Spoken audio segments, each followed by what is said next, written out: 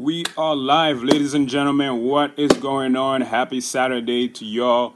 Those of you who don't know who I am, my name is Berg. I'm a second year DPT student at MGH and my goal, I enjoy actually helping PPT student, talking and interacting with PPT student, and helping them get into physical therapy school so they can, become, the physical therapist they always dream to be. Now, the live stream today is stemming from what I'm learning in the clinic right now. I've told you guys, I believe last week, that I'm in my first full-time physical therapy outpatient rotation. Well, that's not a rotation, that's more of a full-time thing, full-time internship. And I'm learning that salesmanship is actually a really important skill that, they don't teach you in PT school because they're just worrying about making you the best clinician that they can be. But, there are a couple gaps of skills that you have to sprinkle on your, your toolbox, because those are going to carry over when you go to the clinic. So, Webster defines salesmanship as the skill or the ability to persuade somebody to buy in, to accept or agree to something, whatever you're selling them. If it's an idea, if it's a product, whatever it is, you have to convince that person to buy in. Now, how does that translate into the clinic? It's actually very important. It's actually, if not one of the most important thing, when you go to real life PT and you find out this patient come to you and you have to convince them. You have to convince them to buy into your treatment so they can stay for how many weeks period? 6 to 8 weeks until they find out that they are better. Let me give you an example. There's this dude that, I'm working with right now at the clinic, and he has back pain with pain shooting down his leg. We call this radiculopathy. And maybe he's catastrophizing his pain, and the doctor tend to believe that he's doing that. So they actually lowballing him, and he doesn't believe. And because of this happening repeatedly, he's thinking that, provider doesn't care about him. He's thinking that, they're lowballing him. So he comes for physical therapy because he's in pain and he can't work effectively. He's doing a lot of manual skills. So, and he's bending down all the time. So that, when you have low back pain with, pain shooting down your leg, that can impede, your livelihood, your job. And so he came to us, looking for help. But, of course, very skeptical, because he's thinking every single, healthcare provider is going to lowball him, of course. So he came in with very low confidence, not sure that this is going to work out, so we broke down what was going on with him, and we told him this is how it's going to work. We see those kind of things all the time. It's very common. You are going to be in pain, but you're based on this kind of a problem you have. You are going to be in pain, but your pain is going to be less bad as you strengthen your core, as you do certain exercises, and then you're going to find out that you're going to go to work and you're going to be able to do a lot of work, and the pain that the pain where you're having is going to be less and less as you do more work, because right now that guy is so irritable he can't do any work. But we convince him that, if he follows the treatment and everything else, he'll be in less pain. He'll be able to do much more at his job than previously. So, and this is where salesmanship comes into play. And you have to guide the patient into your treatment. You have to convince him to buy in. You got to tell him, hey, this is how it works. First week we're going to be doing this. Second week we're going to be doing this. As you become more irritable, you're going to notice certain things, and you're going to be able to do more. First week, he comes in, we're able to convince him right now. Second week, now we started tackling what he's doing on his job. How is he bending down at his job? What is he doing wrong? What is he doing that's not really, friendly on his back? What are those things? And then we're able to modify some of the activity he does at work.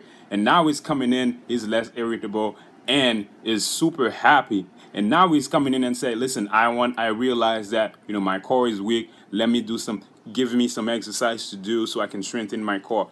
That's a patient that was able to buy in. He understands what's going on, and he's coming up with, suggestions to improve, his case. And this is the kind of buying that you want when a patient is happy in therapy, when a patient kind of knows what's going on with him. He knows, like, he buys into this kind of stuff that you're telling him. He understands it, and now he's coming in and with suggestions about what he should do at work, what is it that he should do at home so he can get better faster. And that's the kind of buying you want. Those kind of patient always come back to the clinic. Those kind of patient give you nice reviews. Those kind of patient refer their friends to the clinic.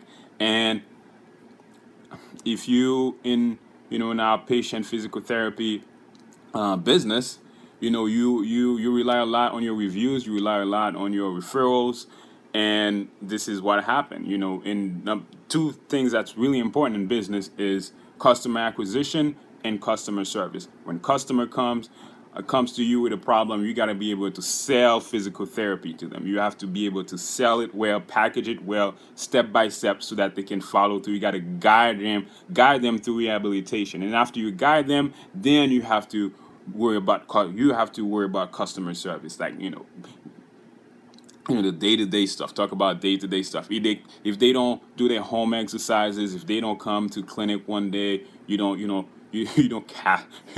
chastise them for that. You say, hey, we recognize there's life outside of PT. We work around your schedule, we do what we can, but we want you to get better. And actually, when you do that, patients tend to show up a lot more than they cancel.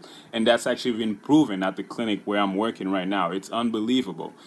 I don't care if you work in inpatient, I don't care if you work in home health, salesmanship is important. You have to be able to sell physical therapy to somebody. Some people go to physical therapy school, they're interested in the field because they don't have to sell anything. They don't worry about, they don't want to do door-to-door sales. They don't want to be a door-to-door salesman. They don't want to do any of that. They don't want to be associated with anything sales related. But guess what? When you come to this field, you're going to realize, man, there's a lot of sales that I have to do, because I have to convince this person that my expertise and, everything, the evidence and everything that I'm doing to treat you is going to work. This is how it works. And this is what you have to do when you get out. You have to explain to patient, hey, listen, this is how it is, and then guide them to the rehabilitation process step by step. We got to package a whole treatment, so they can understand it, so they buy in and they get interested, they ask questions. And that is the beauty of PT in real life PT.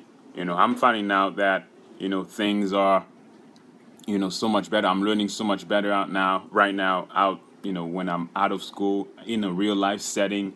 PT is actually super interesting. Doing the eval is super interesting because, it's not staged. It's real emotion. People are really in pain. People really have problem, and you have to cater. You have to go around that. We learn a bunch of special tests in class, and when you go out in the clinic, when the patient comes to you with, so much pain, there's only so much you can do. There's all the special tests, all the skills that you learn, you're not going to be able to do them like right at the beginning. You have to modify tests. It makes you think outside the box, and I think that's the real beauty of, the whole thing.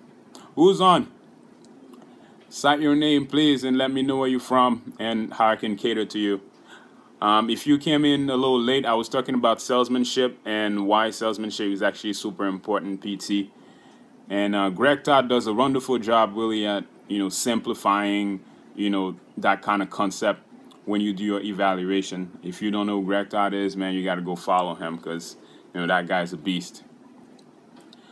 So if there's, that actually sums up my message. I don't know if you guys have any other questions. I'm trying to do this live stream every other Saturday or every Saturday. I posted on my Facebook page ahead of time, so you guys can actually find it and prepare some questions for me so I can answer them as much as I can. Well, if there's no question, guys, I gotta go. I gotta cook. I'm hungry. I just got up. I wanted to get this message off my chest before I start my Saturday. So if there's no question, thank you guys for tuning in, and have a nice weekend.